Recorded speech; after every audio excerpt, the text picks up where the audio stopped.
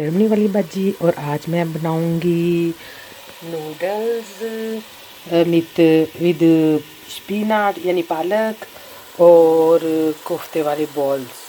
और इसके साथ फिर होंगे ये टमाटर भी होंगे।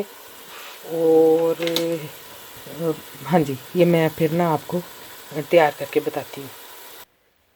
हाँ जी, अस्सलाम वालेकुम। मैं हूँ जर्मनी वाली बाजी पर्पल ग्रुप से। और आज मैंने नूडल्स पालक और ये कोफ्ते गोश्त के ना उसके साथ और डबल क्रीम जो होती है ना उसके साथ ये मैंने आज डिश बनाई है।